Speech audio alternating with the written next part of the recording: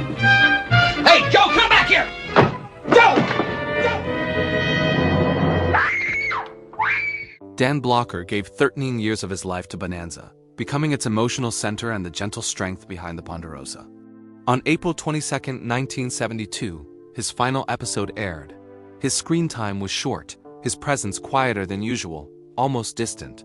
No one watching knew they were seeing him for the last time.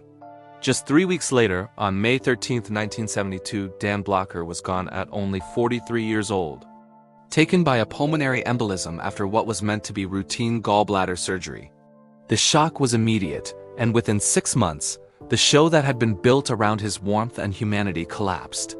To understand why his loss hit so hard, you have to look at the life he lived long before Hollywood found him. Born on December 10, 1928 in Bowie County, Texas, Dan entered the world weighing an astonishing 14 pounds, nearly double the size of most newborns. Doctors feared both he and his mother might not survive the delivery.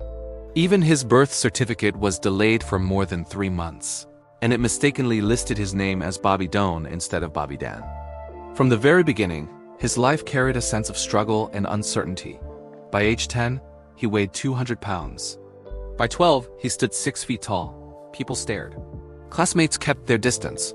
Though he was powerful, he was gentle at heart, and that mismatch created a loneliness that followed him for years. His parents eventually sent him to Texas Military Institute, hoping structure would help him understand his size and strength. It did. Discipline gave him direction, and football earned him scholarships to college. He graduated with a degree in speech and drama, proving he was far more than just a large frame. Then came the Korean War. Drafted in 1951, he served on the brutal front lines, fighting in historic battles like Old Baldy and Pork Chop Hill. During one ambush, he stayed under enemy fire for hours trying to reach a wounded soldier. He was injured and later awarded the Purple Heart. Those experiences shaped his deep hatred of bullies and his instinct to protect the vulnerable, qualities that would later define Hos Cartwright. After returning home, he married his college sweetheart, Dolia Parker, and became a teacher while pursuing a PhD at UCLA. Acting began almost by accident, starting with small roles that barely paid the bills. Then, in 1959, producer David Dortort saw something special in him and cast him as Hos Cartwright in a new western called Bonanza. Dan was the first actor hired for the series. Hosea was written around him, a giant with kindness in his eyes. Audiences responded immediately. Hosea was strong but tender, emotional but brave.